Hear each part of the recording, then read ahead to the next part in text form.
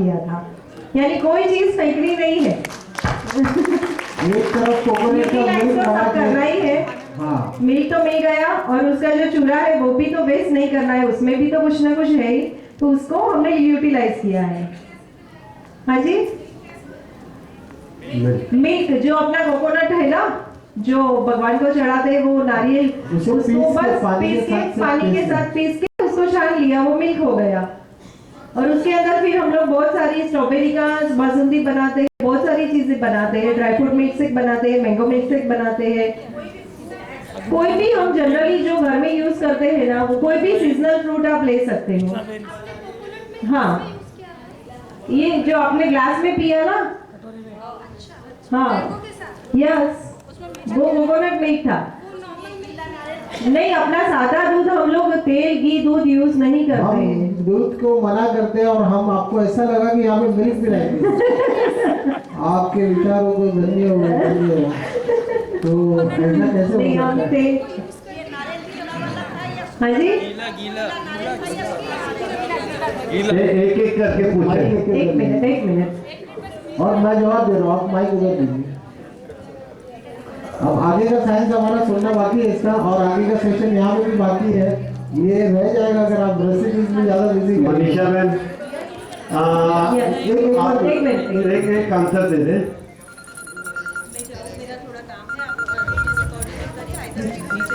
ये coconut milk में sweetness थी, वो किस चीज की थी? डेट्स, खजूर, ओनली डेट्स, खजूर और किशमिश। और एक जो हमें आपसे क्वेश्चन करना है वो हम किस दौरान करेंगे? एक 2 मिनट दीजिए, कंप्लीट कर देता हूँ, और 2 मिनट के बाद आप क्वेश्चन स्टार्ट कीजिए। अपना प्रश्न रख सकते हैं। हाँ जी, प्रश्न रख सकते हैं, सिंपल सा एक खाने से कागज में लिख के दे दीजिए, कागज में ये कंप्लीट होने के बाद आप क्वेश्चन आगे लीजिए, 5 मिनट्स का लिए। एक्सक्यूज मी, एक छोटा सा प्रश्न है। हाँ। वो इसलिए कि फिर वो ये टॉपिक निकल जाएगा तो शायद पूछ नहीं पाएंगे उसको। आपने जो भी बनाया बहुत ही अच्छा था, स्वादिष्ट भी था, सब कुछ था, पर जो हम लोग आज की लाइफस्टाइल में जो चीज़ें हम लोग अवेल कर रहे हैं, जैसे इतना कच्चा खाना, और उसमें भी इंजेक्टेड ज़्यादा आ रही है चीज़ें। फ्रूट्स लाते हैं तो 2 दिन से ज़्यादा फ्रूट्स नहीं सही रहते, यहाँ तक कि सब्जियों में भी किसी ना किसी में, टमाटोज तक में कुछ ना कुछ ऐसा आता है जिससे एलर्जी हो गई या कुछ कारण हो गया। तो इस चीज़ से हम कैसे सेव करें अपने आप को? टमाटो से एलर्जीज हो गई, केमिकल्स यूज हो रहे हैं फ्रूट्स और वेजिटेबल्स। ये क्वेश्चन जो है सबके माइंड में होगा, और this is the most frequently asked question. सबसे पहला क्वेश्चन यही होता है, तो इसी से हम शुरुआत करते हैं। ये जितने भी फर्टिलाइजर्स आते हैं, केमिकल्स आते हैं, ये फल फ्रूट और सब्जियां हमसे ज्यादा कमजोर होते हैं, हमारे शरीर उससे बहुत मजबूत है। अगर आप देखेंगे तो उसकी लाइफ जो है 1 हफ्ते 4 दिन 15 दिन की होती है, हमारी लाइफ स्पैन 100 साल की है, उससे बहुत ज्यादा मजबूत है। तो उसके अंदर जो केमिकल्स डाले जाते हैं, इतने डेलिकेट डाले जाते हैं कि जो उसका नुकसान भी ना करे, क्योंकि ज्यादा केमिकल्स पड़ गए तो उसकी शक्ल बदल जाएगी, नरम हो जाएगी। तो उसमें जो केमिकल्स होते हैं, दैट कम्स हार्डली 2%, 3%, 4% या 5% उसमें पॉइजन एडेड होता है, मैं ये मानता हूँ। बट उसके अंदर 95% गुडनेस होती है। तो जब हम सब्जियां लाकर घर में कुक करते हैं तो उसके टॉक्सिन से, उसके अंदर केमिकल्स तो है, बट कुक करने के बाद जो 95% गुडनेस थी उसे भी हम रिड्यूस करके 10-20% पे लेके आते हैं, और 80% टॉक्सिन बन जाता है। सो इट्स बेटर कि हम अगर कुक भी करते हैं तो उसके अंदर वो चीजें आने वाली है। मैं ये नहीं कह रहा हूँ कि आपको केमिकल्स वाले फूड ही खाते रहना चाहिए, आपको ऑर्गेनिक के सोर्सेज देखने चाहिए। भारत में फिलहाल एक भी ऑर्गेनिक के कोई भी विश्वासु ट्रस्टेड कोई भी सोर्सेस नहीं अवेलेबल है, और तब तक के लिए हम सारे लोग, इवन विद मी, मैं खुद भी यही खाना खा रहा हूँ।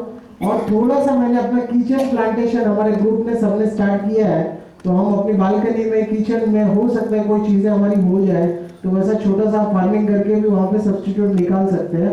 बाकी सारे लोग टीम में यही खा रहे हैं, तो बाहर भी वही खा रहे हैं, वही खाना खा के हम ठीक हो रहे हैं।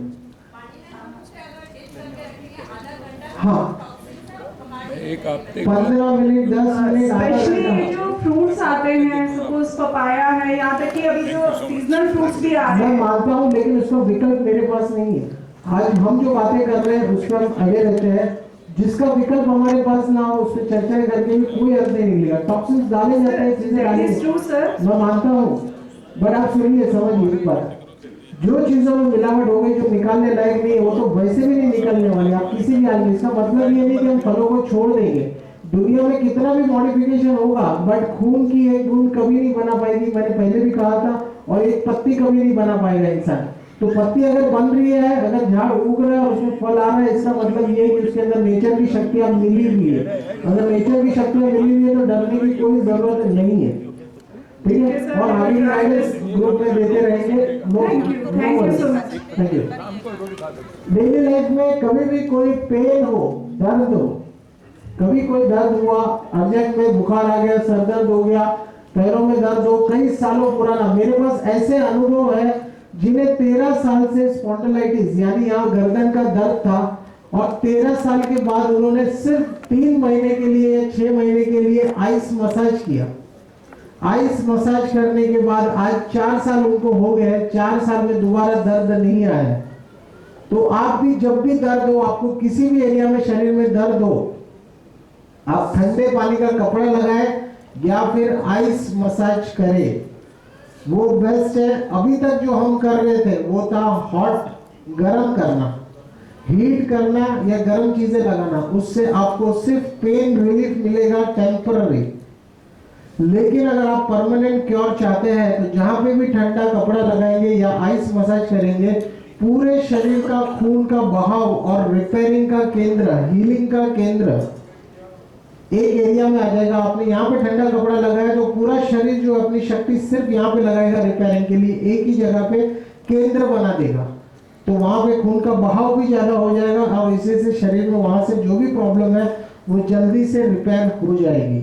तो कभी भी कोई किसी भी तरीके का दर्द हो तो ठंडा लगाना है या ठंडा कपड़ा लगाना है। बुखार आ जाए तो ठंडा कपड़ा, पेट में दर्द हो तो ठंडा कपड़ा, चाहे कोई भी चिंता हो ठंडा लगाइए और रोज नियमित पूरी जीवन ठंडे पानी से स्नान करें तो सर्वोत्तम। गर्म पानी से स्नान करना इतना उचित नहीं है। उसके अलावा डेली लाइफ में कोई भी दांत या आंखों दांत से संबंधित प्रॉब्लम हो तो आप नमक वाले पानी के कुल्ला करके सो सकते हैं इमीडिएटली। तो दांतों की प्रॉब्लम, नियमित अगर नमक वाले पानी से कुल्ला करना है, 1 घूंट पानी लेना है और 1 चम्मच नमक डालना है एकदम गाढ़ा, और उससे कुल्ला करके मुंह में वो पानी दांतों के बीच में थोड़ा थोड़ा छूटना चाहिए और वैसे ही सो जाइए। तो रात में जितने कीटाणु है उसमें वो मर जाएंगे, जो भी रोग है कीटाणु को लेकर वो खत्म हो जाएगा, कुछ ही दिनों में रिवर्स होते होते वो ठीक हो जाएगा। ल्यूकवार्म ले लीजिए, नॉर्मल ले लीजिए, कोई दिक्कत नहीं, नमक काम करने वाला है बेसिक उसमें। सबसे महत्वपूर्ण आज का अगर हम वापस कॉन्सेप्ट का एक जो है सारांश बताएंगे, वमन क्रिया। वमन क्रिया कैसे करना है, तो गुनगुना पानी लेना है, नमक, जो लोगों को ब्लड प्रेशर की शिकायत हो वो नमक नहीं लेंगे, जिनको ब्लड प्रेशर की शिकायत हो वो वमन क्रिया के लिए जो है मुलेठी, जेस्टी मत की लकड़ी आती है, आप जानते हैं जेस्टी मत की लकड़ी, हाँ, वो मुलेठी की लकड़ी का पाउडर लेना है और जिन्हें ब्लड प्रेशर है वो पाउडर उसमें डालेंगे 2 चम्मच, 4 से 5 गिलास पानी यानी 1.25 से 1.5 लीटर पानी लगेगा। जितना नीचे स्तर पे बैठ सके उतने नीचे के स्तर पे बैठ के वो पानी पी लेना है 5 गिलास, और सुबह खाली पेट ही ये करना है और पीने के बाद उठ के झुक के मुंह में उंगली डाल के वॉमिट करना है। ये किसी के जेब में थी लेकिन अब समझ में नहीं आएगी मुलेठी, तो इस तरीके से वॉमिट करना है। नमक अगर रहेगा तो 1 से 2 स्पून, कोई दिक्कत नहीं, वॉमिट में सब बाहर आ जाएगा, जितना नमक ज्यादा रहेगा जल्दी वॉमिट होगा। और ये जो एहसास है, ये वॉमिटिंग जैसा एहसास नहीं होता है कुंजल क्रिया का। कुंजल क्रिया का एहसास एकदम शीतल होता है। वॉमिटिंग करने में क्या होता है, हम दिन में कभी भी वॉमिट करते हैं जब पीठ बहुत हाई रहता है तो गला जल जाता है, गले में जलन, नाक में जलन, सर में जलन, आंखों में जलन, सब जलन हो जाती है। कुंजल क्रिया जब सुबह करेंगे उठ के खाली पेट, किसी तरीके का कोई जलन नहीं। मैंने पहले भी बताया था, मेरा 7 साल का बेटा, हम लोग उसे कभी एक कुंजल क्रिया के लिए नहीं कहा था, हम सिर्फ एनिमा करवाते थे क्योंकि उल्टा सीधा खाता था और एक दिन बीच में गैप होता था टॉयलेट के लिए, तो हमने एनिमा शुरू कर दिया था और एवरी संडे टू संडे उनको एनिमा कंपलसरी था।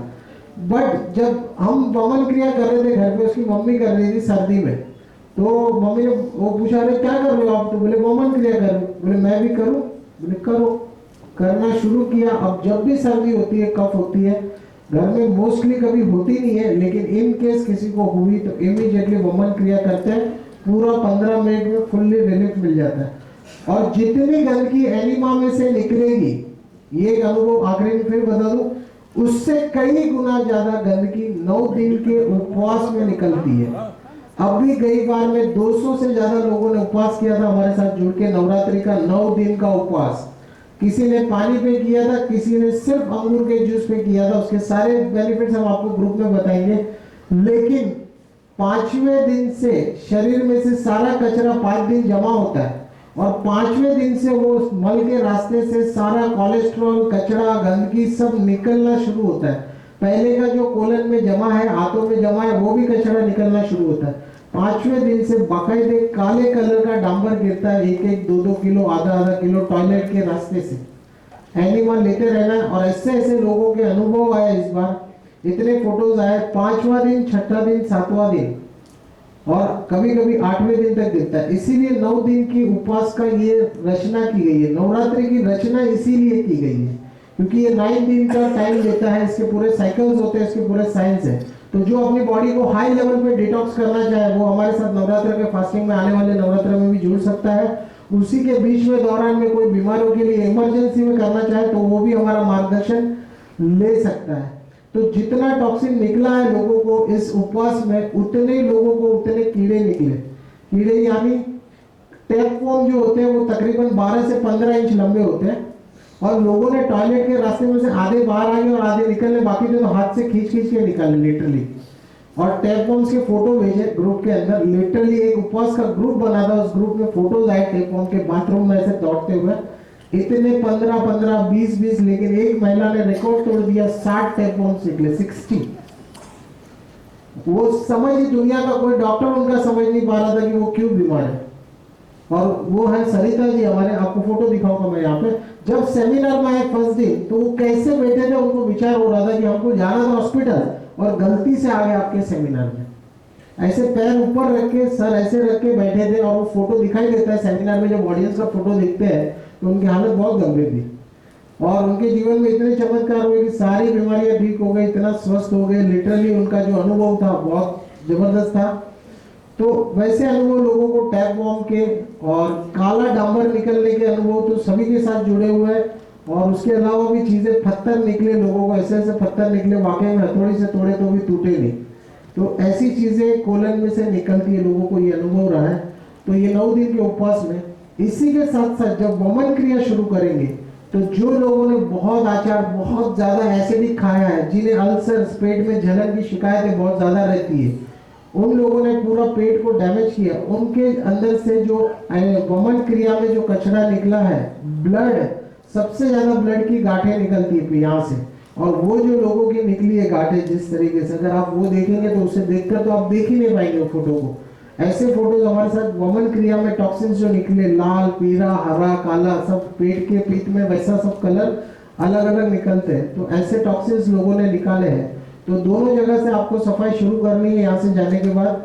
और इसी के साथ साथ ओजस डेली लाइफ में ठंडे का, और आपको जो नमक वाले कुल्ले करना, दांत के प्रॉब्लम के लिए, आंखों की समस्या, और vitamin D, daily vitamin D लेना है आपको। नियमित नहीं होता है तो हफ्ते में 2 दिन। सबसे पहला केंद्र विटामिन डी को बनाइए, उसका ध्यान रखें, नहीं तो हाँ हाँ डायबिटीज के लिए हमारे मनु भाई डायबिटिक थे, और उनका अनुभव डे 1 से, उनका डेरिंग जो था डे 1 से एयर फास्टिंग 4 या 5, कितना दिन, 4 या 5 दिन air fasting, 4 days air fasting, then उसके बाद वाटर, उसके बाद water fasting up to 9 days direct, right. 9 दिन का जोड़ने के साथ ये नवरात्र का 9 दिन का उपवास कर चुके हैं, जिसमें 4 डेज में एयर फास्टिंग, सिर्फ हवा पे। मैंने उनसे एक ही बात कही थी, आप उपवास कीजिए, हम लोगों को सिर्फ अंगूर के जूस पे रखते हैं। डायबिटीज वाले को रोज की 2.5 से 3 किलो अंगूर खाते हैं, फिर भी उनका शुगर लेवल सुबह, दोपहर, शाम, आने से पहले 500 था, अब नाप रहे तो 100 के आसपास, कभी ऊपर ना कभी नीचे, 100, 120, सिर्फ 2.5 किलो 3 किलो अंगूर के जूस पी के और अंगूर खा के।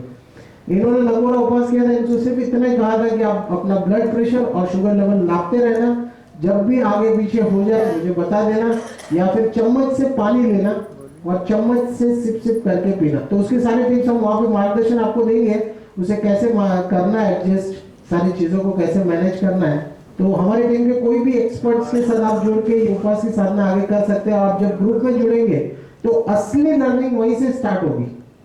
जो रियल लर्निंग है आज के सेमिनार की, वो आपका ग्रुप लॉन्च करते ही स्टार्ट होगी। पहला ही ग्रुप बनते ही पहला ही मैसेज आपको कौन सी बीमारी के लिए कौन सी सब्जी आपके लिए सर्वश्रेष्ठ है, आपका दिनचर्या कैसा होना चाहिए, हर चीजों की डिटेल, हर बीमारियों पे हर विशेष चीजें आपको भेजते रहेंगे रोज ब रोज। आंखों के लिए आप सन गेजिंग करेंगे तो सन के अंदर डायरेक्ट देखना है सुबह सुबह अर्ली, पहले 10 सेकंड या 2 सेकंड से शुरू करना है। सन अंदर आंखें डाल के डायरेक्टली देखना है और धीरे धीरे वो टाइम को आप बढ़ा सकते हैं। उसी के साथ साथ हीलिंग होगी और साथ में डाइट का सपोर्ट बेस मस्ट है। सुबह आप सूर्य उदय होता है, जब अगर सन गेजिंग करना है तो डायरेक्ट सूर्योदय से शुरू करते हैं अर्ली में early, so that will be better. लेकिन अगर सन बात करना है तो कभी भी कर सकते हैं, लेकिन जो देखना है आइज से गेजिंग करना है, सन गेजिंग डायरेक्टली, वो जितना जल्दी हो उतना बेहतर है। अच्छा, एक घुटने रिप्लेसमेंट, हार्ट का किसी को जिंदगी में ऑपरेशन कराने की जरूरत होती नहीं है। कोई भी बीमारी हो, आपके मन में अनेक प्रश्न होंगे, लेकिन मैं अभी संक्षेप में बताता हूँ क्योंकि हमारे पास प्रश्नोत्तरी का बहुत समय नहीं बचा है, इसलिए बताता हूँ। आप जितनी भी बीमारियां लेकर आए, ये सभी बीमारियों में सिर्फ एक किडनी प्रॉब्लम वाले ये लाइफस्टाइल शुरू नहीं करेंगे। किडनी की समस्या जिसे भी हो वो ये लाइफस्टाइल डायरेक्टली शुरू नहीं करेगा। अपने डॉक्टर से बात करें या हमारे टीम से बात करें, उसके बाद शुरू करें करना हो तो। नमस्कार सर, चश्मा भी उतर सकता है क्या इस? सब कुछ हो सकता है, एवरीथिंग इज पॉसिबल। मैं रास्ता दिखाने के लिए तैयार हूँ। दुनिया की कोई भी बीमारी लेके आइए, तपस्या मैं बताऊंगा, फॉलो उसे करना होगा, परिणाम उसे मिलेगा, ये गारंटी है। तो दुनिया में कोई भी बीमारी हो रिवर्स हो सकती है, मैं इतना जानता हूँ। तपस्या करने वाला चाहिए बस उसके लिए। यहाँ पे हमारी बहन है, उनको आई प्रॉब्लम है और हेडेक का बहुत प्रॉब्लम है, उसके लिए ये सभी इसी में आ गया। गैस होगा तो हेडेक होगा। और एक मिनट, सवाल से पहले मैंने ये कहा कि कोई भी आपकी बीमारियां हो, दूध छोड़ दे, वो इस कोई भी बीमारियां हो आपकी इसी में सॉल्व होगी। ऑपरेशन और सर्जरी करके कभी भी कुछ भी मॉडिफिकेशन या अल्ट्रेशन कराने की जरूरत नहीं होती मोस्ट प्रॉब्लली। अगर डॉक्टर्स ने आपको सजेस्ट किया है फिर भी आप अपने डॉक्टर से, दूसरे डॉक्टर से ओपिनियन ले सकते हैं। हमारे टीम में डॉक्टर्स हैं, उनसे भी आप ओपिनियन ले सकते हैं। मैं ये कहना चाहूंगा ऑपरेशन के नाम पे कि पहले तो हमारा लाइफस्टाइल गलत है। हम अपनी गाड़ी को रॉन्ग फ्यूल पे चला रहे हैं और उसके बाद गोलियों पे आते हैं। गोलियां कभी हमारे शरीर के लिए नहीं होती है। जो गलत भोजन हम पहले खा रहे थे, दोबारा वही गलत भोजन को खाने के लिए गोलियां होती है। शरीर कभी गोलियां नहीं मांगता, वो गलत भोजन गोलियां मांग रहा है। और जब गोलियां खा खा के भी उसका एंड आ जाएगा, तब शरीर सर्जरी के लिए डॉक्टर्स कहते हैं। बट अगर फिर भी आप कभी लाइफस्टाइल चेंज करने के लिए तैयार है तो सर्जरी की जरूरत नहीं होती। मुझे ये बताइए, अगर कपड़ा अगर पैंट छोटा सिल जाए थोड़ा सा, तो हमें किसके पास जाना चाहिए? टेलर के पास या डॉक्टर के पास जाके कहना चाहिए कि पैर छोटा कर दीजिए। हाँ जी, आज के जमाने में ये देख के बड़ा दुर्दैव मुझे होता है कि वाकई में गलतियां हमारे घर में है, हमारी लाइफस्टाइल में। हम लोग रॉन्ग फूड खाते हैं और फिर जाते हैं डॉक्टर के पास और इतना पैसा ले जाकर कहते हैं कि ले भाई काट। तो किसे काट? खुद को। ऐसी भी क्या दुश्मनी है? आप सोचिए, नेचर के साथ वापस जुड़िए। कोई भी ऑपरेशन की जरूरत नहीं है। फॉरेन में ऐसा होता है कि डॉक्टर्स आपको पहले ये मार्गदर्शन देते हैं कि आप अगर अपनी जीवन शैली में बदलाव कर रहे हैं, आप अपनी लाइफस्टाइल चेंज करते हैं तो आपका ऑपरेशन टल सकता है। अगर आप लाइफस्टाइल चेंज करते हैं तो आपकी गोलियां भी खाने से आप रोक सकते हैं। फॉरेन में ये ऑप्शंस दिए जाते हैं, लीगली दिए जाते हैं और एक हर एक पेशेंट को एक लीगल अधिकार होता है अपनी बीमारी की वजह जानने का। सिर्फ ये देश में मैंने ये पाया है, अधिकतर लोगों से, जितने डॉक्टर से ज्यादा मैं मिला हूँ, ये पाया है कि वहाँ पे मुझे कोई रिप्लाई नहीं मिला और ना वैसा कोई लाइफस्टाइल चेंज करने का मुझे ऑप्शन वहाँ पे मिला। तो आप भी हाँ जी। ये जो एनिमा प्रोसेस है हाँ। तो एक आसन में आता है शंख प्रक्षालन विधि।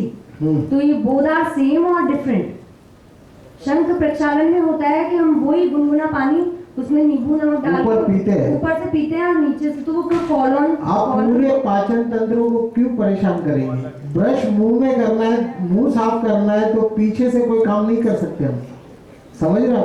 वो पीछे सामने ही है, तो आप पानी वहीं डालिए और वहां की सफाई कीजिए, क्योंकि जब पानी पिएंगे ऊपर से नमक वाला तो स्मॉल इंटेस्टाइन को हमको रिपेयर नहीं करना है। छोटी आंत के अंदर कोई कचरा नहीं होता, पेट में होता है। छोटी आंत के ऊपर कुछ भी जाएगा तो उसकी लाइनिंग्स को डैमेज करते हुए जाएगा, तो वहां जरूरत नहीं है। प्लस जैसे आप पानी डालोगे, वो एक आहार है, वो डाइजेशन के लिए वहां पे समय लेगा, प्राण शक्ति खाएगा।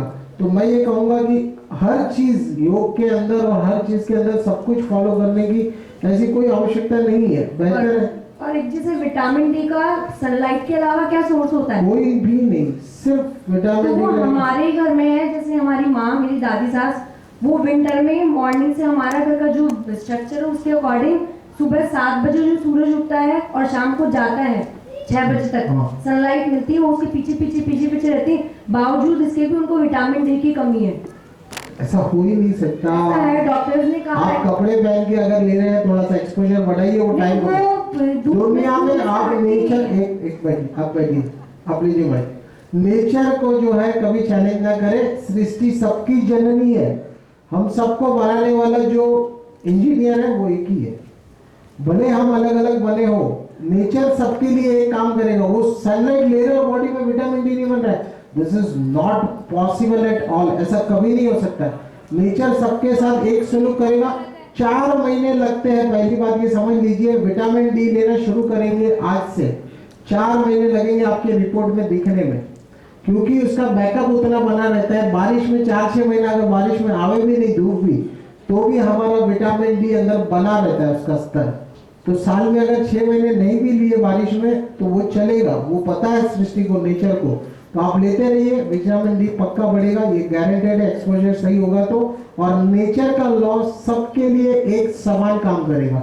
हम शरीर में शुद्धि चालू करेंगे, सफाई करना शुरू करेंगे, धीरे धीरे आप जो भी रोग लेके आए, जो भी लाइफस्टाइल की हेल्थ की प्रॉब्लम्स लेके आए, वो रिवर्स होनी शुरू हो जाएगी। जीवन जो है इस धरती पे जीते जी स्वर्ग जैसा होने लगेगा।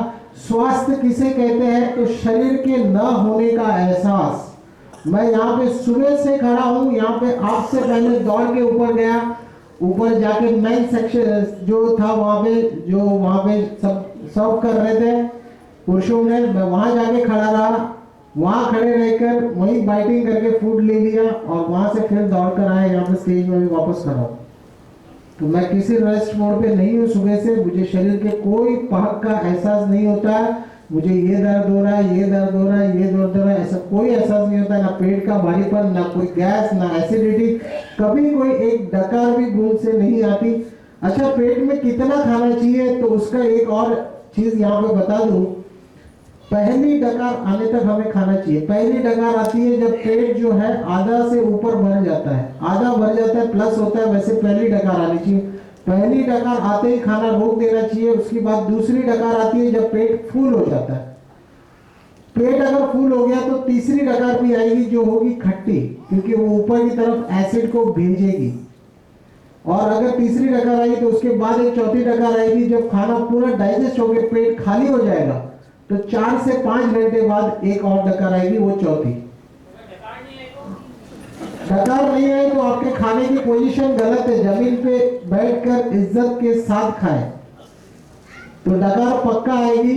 अब सभी इंसानों को आती है, आप भी अगर ढंग से बैठ के अगर गोल गोल घूमते घूमते खाएंगे, घाई में खाएंगे तो डकार का अनुभव नहीं होगा, आगे जाएगी तो पता नहीं चलेगा। तो शांति से नीचे जमीन पे बैठ के खाए, that is the right position.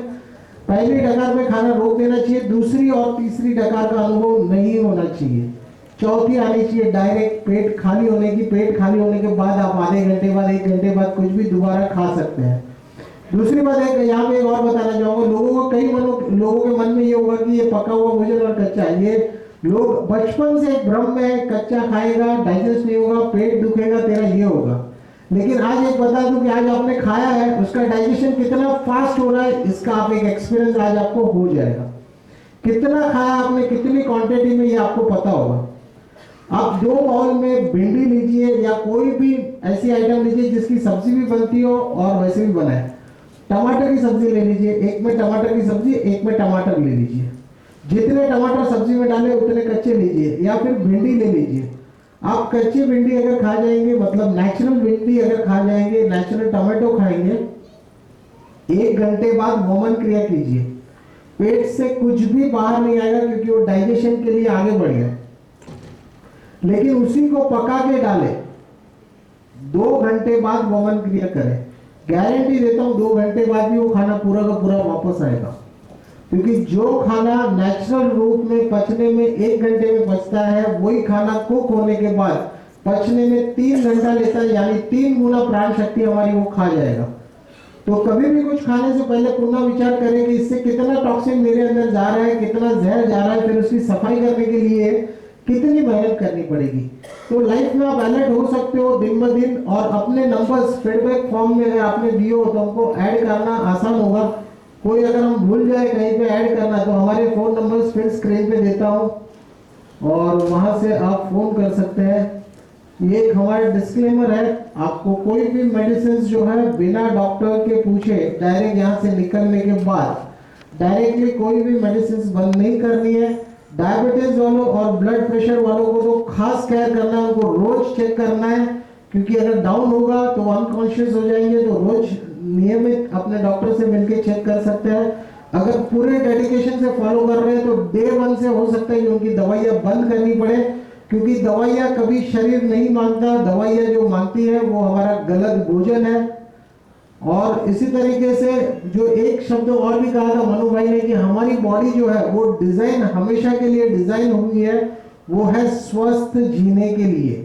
हमारे बॉडी की साधारण अवस्था जो है वो नेचुरल अवस्था वो ये है। अगर मैं नेचुरल अवस्था में खड़ा रहूंगा तो मैं बहुत कंफर्टेबल रहूंगा, लेकिन अननेचुरल क्या होता है, उल्टे रहना या हाथ ऊपर रख के खड़े रहना, ये अननेचुरल है, ये बहुत कठिन है। तो एक ऐसा अनुभव और बताता हूं कि स्वस्थ होना बहुत आसान है। बीमार होने के लिए, इस शरीर को तोड़ने के लिए इतने प्रयास, इतनी मेहनत और इतना खर्च करना पड़ता है जिसकी कोई सीमा नहीं है। लेकिन स्वस्थ होने के लिए मात्र 90 दिन आप इस हमारे परिवार में जुड़िए।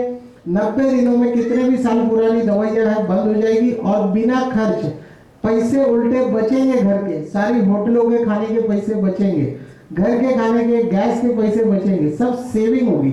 मतलब स्वस्थ होना और प्रकृति से जुड़ना एकदम फ्री है। हम यहाँ से देवलाली गए थे लास्ट टाइम अभी, और एक कैंप, एक 3 दिन के लिए हमारी ग्रुप पिकनिक थी, 2 दिन के लिए। 2 दिन में 5 वक्त का खाना हमने नासिक में होलसेल से लिया था। सारी चीजें 6-7 रुपए किलो, 10 रुपए किलो, टमाटर 7 रुपए किलो, और भी चीजें 10 रुपए किलो, फ्रूट्स जो थे संतरे 20 रुपए किलो, बेर 20 रुपए किलो, सब 10 से 20 रुपए की रेंज में लिया था। 2 दिन का भोजन 5 टाइम का जूस के साथ, सुबह का नेचुरल, शाम का नेचुरल, दूसरे दिन का सुबह का नेचुरल, दोपहर का नेचुरल, 5 टाइम का भोजन का कंट्रीब्यूशन 65 रुपया पर हेड आया था। पर हेड 5 टाइम का खाना 65 रुपया। दूसरे दिन शाम को रास्ते में आते वक्त, मुंबई आते वक्त एक साधारण रेस्टोरेंट में खाना खाया, वो भी साधारण खाना, रोटी सब्जी, 9 दाल चावल, और उसके साथ एक स्टार्टर आया था हरा भरा कबाब जैसा, वो खाया था। पर हेड कंट्रीब्यूशन 285 रुपए, 285 एक टाइम का खाना बाहर का होटल का, 5 टाइम का नेचुरल फूड वहां जिस कैंप में ठहरे थे 5 टाइम का 65 रुपया। अब मुझे बताइए, स्वस्थ होना ऑलमोस्ट फ्री है। बीमार होने के लिए बहुत शौक पालने पड़ते हैं, बहुत खर्चा भी करना पड़ता है। उस दिन हमें ये बात बिल्कुल एकदम अच्छे से समझ में आ गई, क्योंकि जो आप गाजर लेके आते हो या टमाटर लेके आते हो, गाजर 10 रुपया, 15 रुपया, 20 रुपए किलो है, लेकिन बीमार होने के लिए गाजर का हलवा बनाना पड़ता है। पहले उसका हलवा बनाएंगे, उसे कम से कम 300 रुपए किलो बनाएंगे, काजू बादाम पिस्ता, घी, मक्खन, दूध क्या क्या डाल के जब वो 300-400 का हो जाएगा तब जाके वो आपको बीमार करेगा, तब तक नहीं कर सकता। 10-20 रुपए की कोई चीज रीजनल, सीजनल एंड ओरिजिनल, इस पे आपको फोकस रहना है। जो हमारी एक स्लाइड थी यहाँ पे, शायद आपने पढ़ी होगी, regional, seasonal and original. Original का मतलब बिना प्रोसेस किया हुआ। रीजनल और सीजनल की पहचान क्या है? लोग हमें पूछते हैं कि हमारे एरिया का क्या है, हमको क्या पता। सीजनल क्या है, हमको क्या पता। हम बहुत सिंपल बताते हैं, जो 5 रुपये, 10 रुपये, 15 रुपये, 20 रुपये किलो मिले मार्केट में, जो सबसे सस्ता मिले वो रीजनल और सीजनल है। हमारी मार्केट में जो सब्जी मंडी में सब्जियां मिलती है वो भी एक फल है, तो आपको किसी और महंगे फल लेने की जरूरत नहीं है। आप मार्केट में जाइए, रीजनल और सीजनल जो सबसे सस्ता मिले वो परचेज कीजिए, वो आपके एरिया का है। रीजनल भी है, सीजनल भी है, फल भी ऋतु के ही हो उसका इस्तेमाल करें, वो हेल्थ के लिए हमारे सर्वश्रेष्ठ है। तो इस तरीके से रीजनल और सीजनल की पहचान करनी है।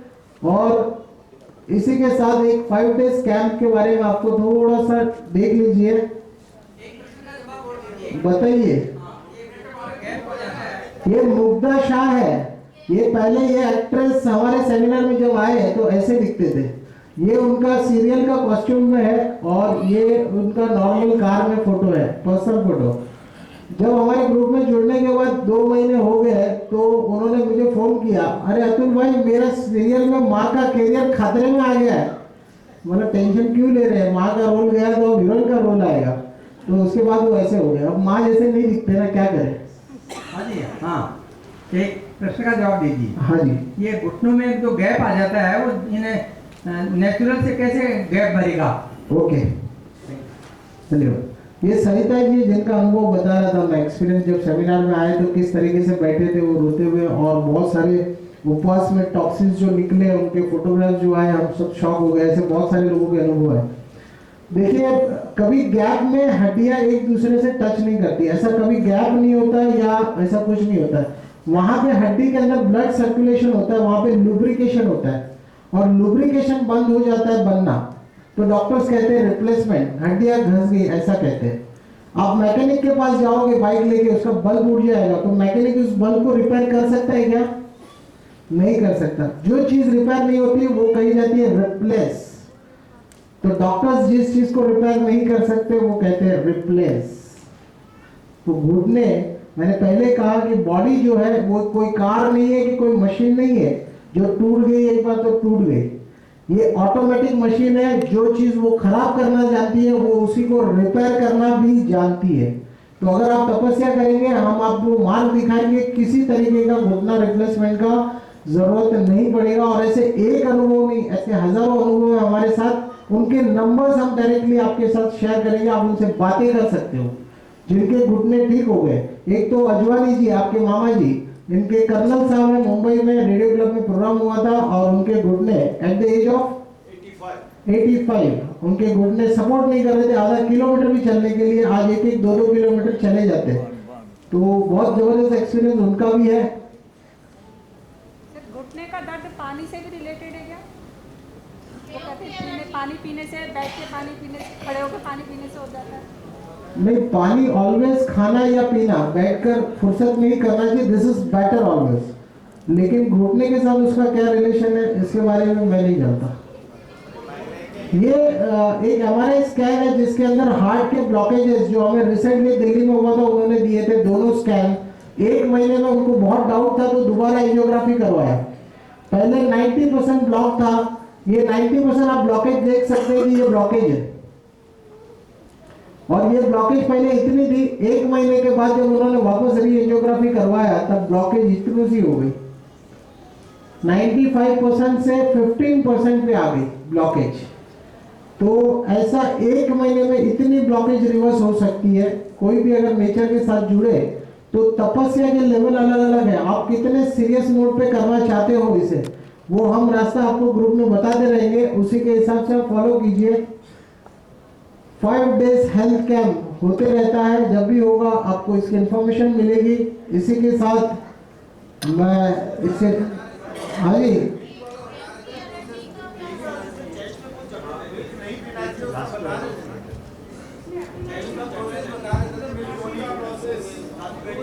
एक मिनट वहां से सुनिए क्या बताना चाहते हैं, आइए ना।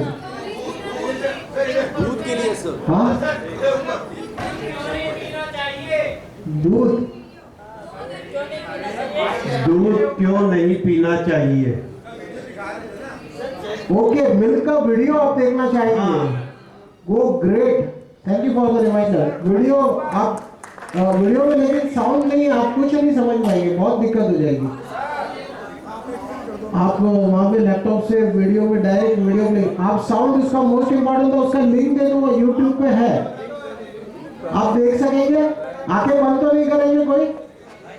जो दूध पी रहे हैं वो सब इस काम के हिस्सेदार है, इसके भागी है, ठीक है। देखिए, तो उसी के साथ हम कार्यक्रम को समापन देंगे और फिर मनु भाई टेक ओवर करेंगे। आगे की टीम है, कुछ कहना चाहती है आपसे, मैं आपके बीच में आता हूँ। आगे बाहर निकलने के बाद आपके जो भी पर्सनल लेवल पे कोई बातें होगी उसे भी चर्चा करने की कोशिश हम करेंगे। भाइयों बहनों, आपके जो भी सवाल है आपके एक सब लोग जा रहे हैं, एक बढ़िया जोक बता दूं प्लीज। एक जोक बताता हूँ बढ़िया, नहीं जोक नहीं, एक स्टोरी बता देता हूँ। एक स्टोरी बताता हूँ। एक फैमिली थी, 4 लोग थे जो कार में ड्राइव कर रहे थे, बहुत स्पीड में जा रहे थे, कार का एक्सीडेंट हो जाता है, 4 लोगों की डेथ हो जाती है। वहां पे पुलिस आती है पंचनामा करने के लिए, अड़ोस पड़ोस में कोई भी नहीं होता है, तो बोलते हैं कि अरे इधर तो कोई भी नहीं है, पंचनामा कैसे करेंगे, कैसे मरिए, कैसे पता चलेगा। सब कुछ देखने के बाद देखते चारों के चारों डेड हो गए, दो, एक बच्चा, एक बच्ची, एक फादर, एक मदर, सभी डेड। जब वो वापस जा रहे होते हैं, बोले यहाँ तो कोई है नहीं, पंचनामा क्लोज करो, चलो जाते हैं। जब वो वापस जा रहे थे, उतने में वहां पे कांस्टेबल को एक पेट मंकी दिखा, उस कार का पेट मंकी जिसपे कपड़े पहने हुए थे, तो उसे समझ में आया कि इस कार में एक पेट मंकी साथ में था, और वो चिल्ला रहा था उछल के अचानक से।